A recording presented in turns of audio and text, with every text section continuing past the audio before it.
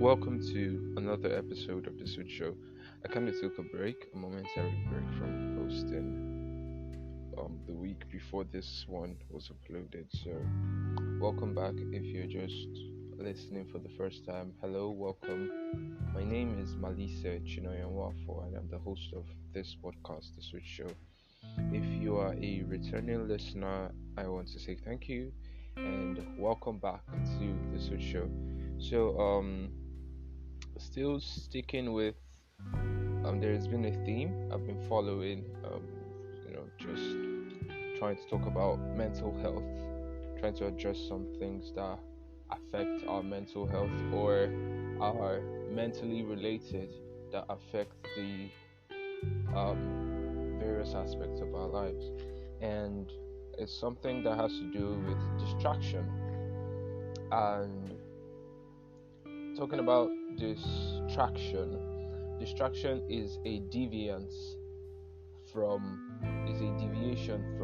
focus or attention. That is my own definition. I didn't look it up in the dictionary, but that it means that you are not paying attention or you're not concentrating on either a task or a project or whatever you might be doing at a particular time. Why I say it's a shift in attention. You can say it is a shift in attention is because you could be in a classroom, which is a very common thing, listening to a church sermon, in a meeting, and there will be something that just pulls your attention away. So anything that takes away your attention, that shifts your attention from the main thing that you're doing, is a distraction. So having said that and taking that out of the way, the major topic is something called shiny object syndrome, or SOS, shiny object syndrome. And I think it was a friend of mine that was talking to me about it. She brought it up, and I was like, what is shiny object syndrome? I have never heard of it.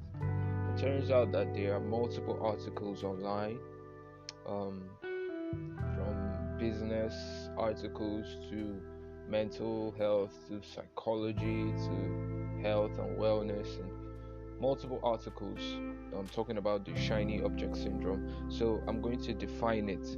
And shiny object syndrome is a continual state of distraction brought on by an ongoing belief that there is something new worth pursuing.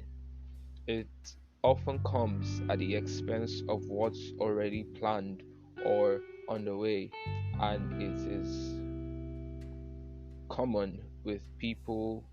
It is common in people with ADHD, attention deficits, that kind of thing.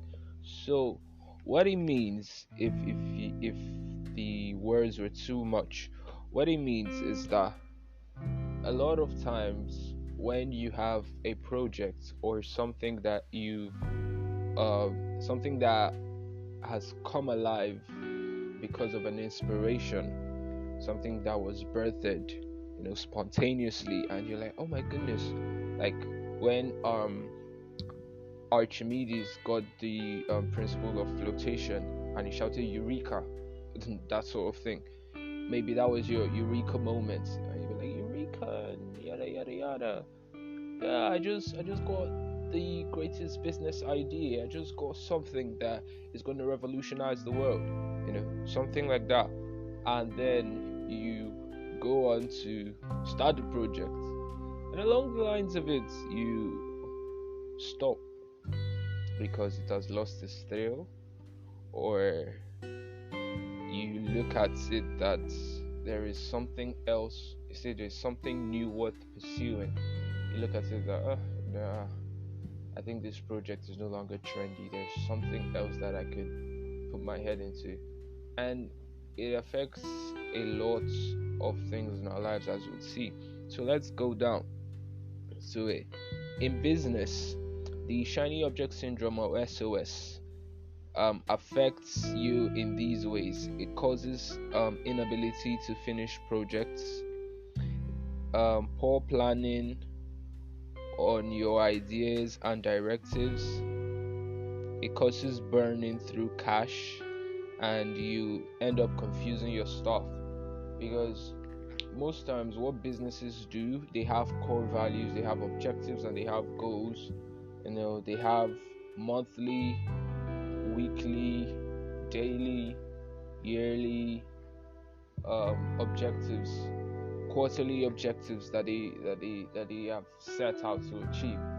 So if you are a leader, or if you're at the helm of affairs, either part of the board of directors or a managing director, or even an employee, a staff, just a regular staff, if you are consumed by the shiny object syndrome, by SOS, you tend to affect your efficiency in work.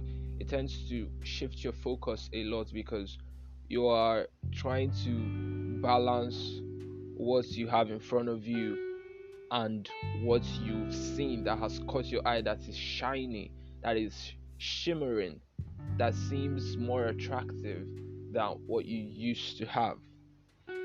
You know, and let me read out this commentary. Shiny object syndrome affects you, makes you unable to focus on one meaningful relationship, choosing short-term connections that serve as temporary excitement and distraction. It affects it, especially when you're trying to form friendships, when you're trying to build partners, business partners, when you're trying to get involved in a romantic relationship that might lead to marriage. The shiny object syndrome, I would say that people talk about abuse, they talk about a lot of competitiveness, excuse me, in the home that causes divorce. There are several factors that cause divorce, but I would like to say that the SOS, if you don't know what SOS is, if you've been listening and you don't know, so just shiny object syndrome will be abbreviated as SOS. So SOS,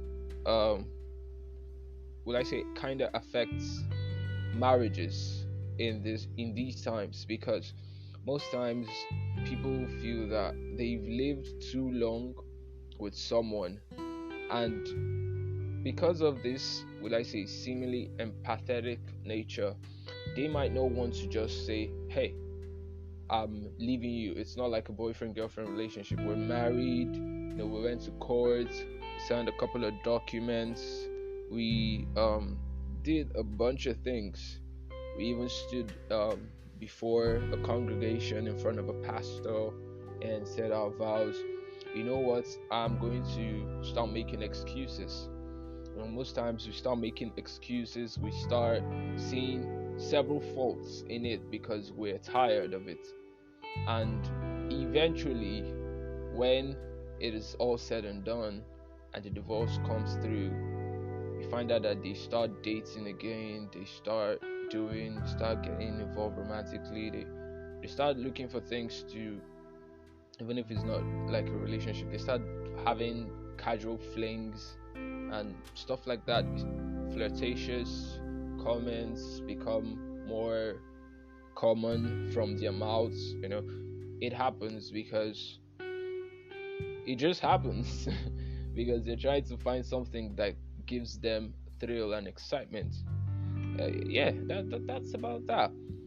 The common signs of shiny object syndrome is leaving or getting bored in a relationship as soon as the exciting phase wears off, having multiple unfinished projects, decreased productivity, high stress levels, overwhelm and sleeplessness, spending hours online clicking, whether that's on social media, news sites, or other apps.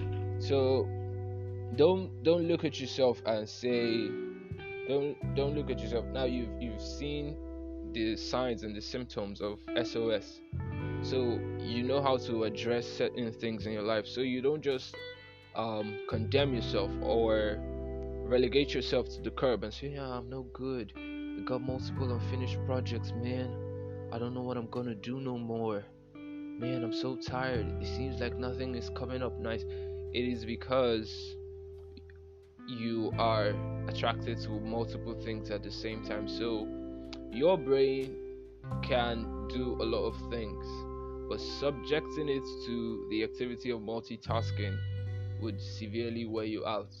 If you've not heard emotional burnout, you can listen to it. It's a couple of episodes back.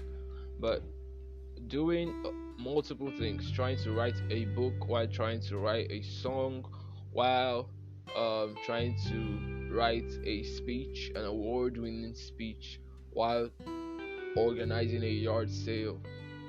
Does that make sense? No. It's like you're trying to kill yourself. So don't, please, do not do it. It helps you, it helps other people around you, because when you pass out, a lot of people would know what happened. You'll be thinking, oh, probably um, he's passed out because of a hangover or something. They'll probably look for some ridiculous reasons. Probably become paranoid or exaggerate the whole matter beyond what it is. So yeah, that is what SOS is. That's what SOS does to you. But you can avoid it.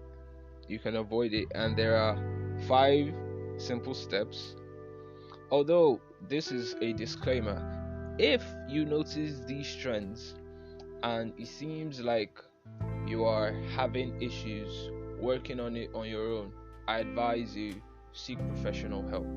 There are therapists, there are counselors out there willing to listen to you, and you've got to be 100% transparent.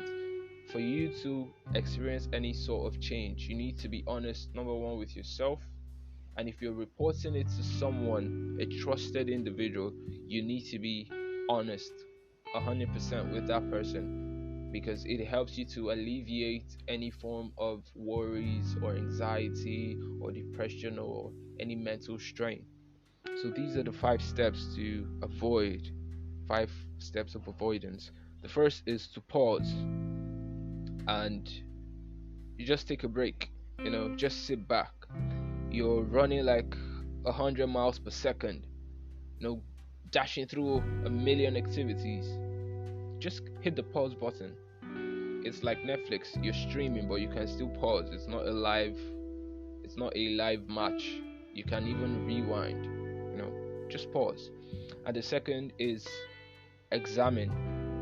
You do a cross check, you look through, you proofread your life, you scan through it, you troubleshoot.